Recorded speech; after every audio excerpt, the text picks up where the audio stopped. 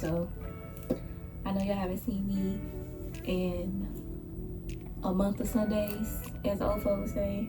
I know it's been a couple months. I've actually recorded about 2 videos that I never posted, but here I am. It's been a lot going on, just a lot. It's been a lot going on. I've been really stressed, but I just want to come back and give y'all a little brief update. I just got back from my endocrinologist about my diabetes, so everything's pretty much the same. I was doing better a couple months ago, but my A1C has went back up. But the only change that was made was just in how much insulin I take with every meal. That's the only thing that's changed. My nighttime insulin is still the same. We discussed about me being on the insulin pump again, and I'm still considering it, but I expressed my concern with my doctor that I don't want to be on an insulin pump giving me like a constant dose of insulin when I don't eat enough for that throughout the day. I told her I may eat twice a day, once most times. I just can't eat 3-4 times a day like I used to because of my gastroparesis. If you all are new here and you don't know what gastroparesis is, also shout out to all my new followers on my Facebook page as well as my new subscribers here. Hello and welcome to the journey.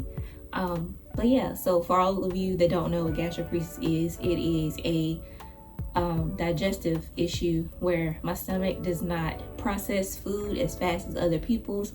Food tends to sit in my stomach for hours and hours, sometimes days upon days, and it's hard for me to digest food. Now, it's a lot better. I could say that I don't hold food like I used to.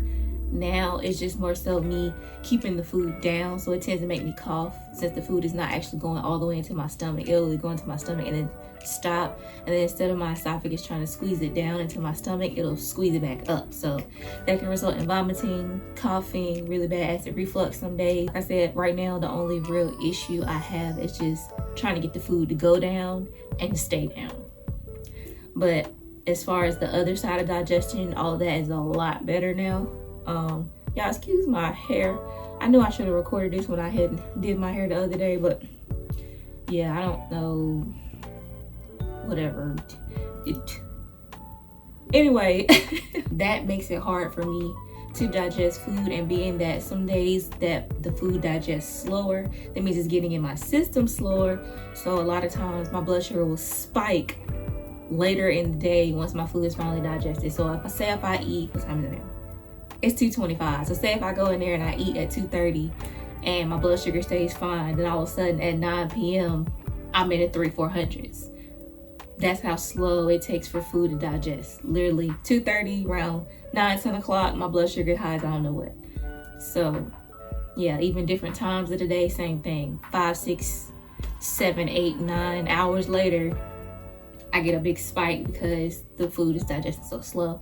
So when my blood sugar drops really low, I have to drink juice because eating doesn't always get my blood sugar back up fast enough in an adequate amount of time where I could literally just pass out, or worse, I could die.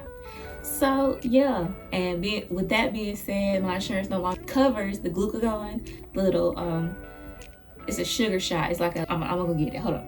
My insurance no longer covers this. This is my glucagon. So if it's important that someone around me knows what they are.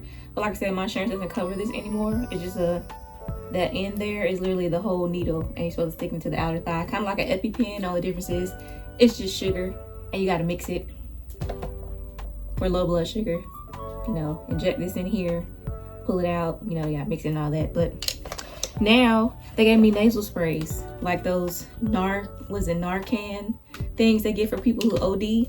I'm not finna shoot that in my nose, and then I heard they burn. I've never had to do that. Luckily, I've never had to use one of these, but of course I can't use it if I'm unconscious. It's only if you're unconscious, versus the nasal spray. It's just if you're having a bad low and your blood sugar won't come up.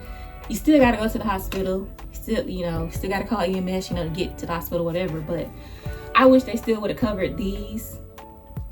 And that's the only reason I kept this one, was because I wanted to play with it. My kidney is doing okay. Kind of had like a little problem again with too much donor DNA in my bloodstream. So I had to do another Natera Prospera kit before my next one is due, and I have one that's due actually at the end of this month. So I'm gonna have to schedule that appointment. They sent me my new blood kit.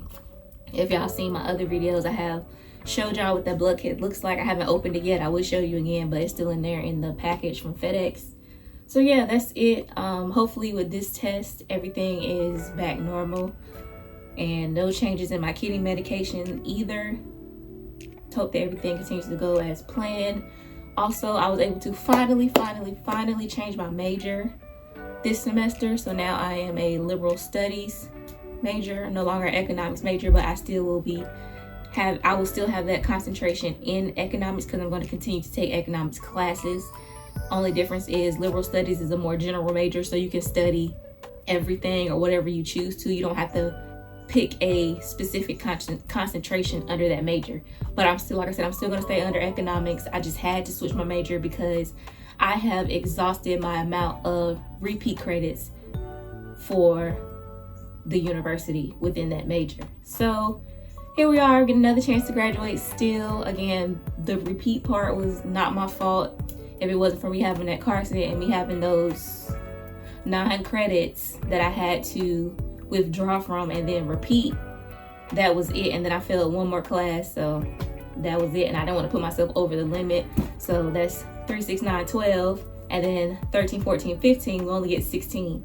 So when I failed that class last semester, that was it for me. So sadly, they never did, take in account to what I had going on, even though I had proof of my car accident to get those withdrawals waived, even though I was told that they were not waived. So yeah, I mean, I could have fought it, but I didn't want to take the chance to keep fighting when I was already struggling with that particular class anyway. So I didn't want to push it. So I was like, you know what, I'm just go ahead and just change my major. Because if you know me, math has never been my thing. And the 2 classes that were giving me trouble last year was money and banking. And then this year it was, I want to say it was macroeconomics, I believe. Microeconomics, that was giving me trouble. And I failed that class. So yeah, that was what put me over the limit. So here we are. That's an update for me for now. I hope to see you all again later. I'm going to try my best to be more active. So far, this semester is going really well. I have an A in this class, very easy class. I'm taking Intro to Liberal Studies, very easy. I love writing, so pretty much majority of the rest of this major is going to be me writing because I've already got most of my economics credits, and I have my business management classes under my belt, as well as my business administration classes under my belt. So either way it goes, I can still work in any field dealing with any of the 3. So yeah, it all works out. I just hope things continue to get better. Also, my birthday is coming up on October the 10th. I don't know what I'm going to be doing. I probably won't be doing much, but I just plan to go take some photos, maybe go out to dinner, and that's it. But next time y'all see me, maybe I'll have some more exciting news for you all. I don't know. But thank you all for tuning in. Sorry that it's been literally over 4 months since y'all have seen me or have given any kind of update. Like I said, I want to be more consistent, and I plan to do that. I love you all so very much for caring about me, the ones of you that do, the ones that check in because you do care. I appreciate you. If you're being nosy, keep your bad energy over there. Everything is still going fine over here. And I appreciate you all so very much for watching, and I'll see you in the next one.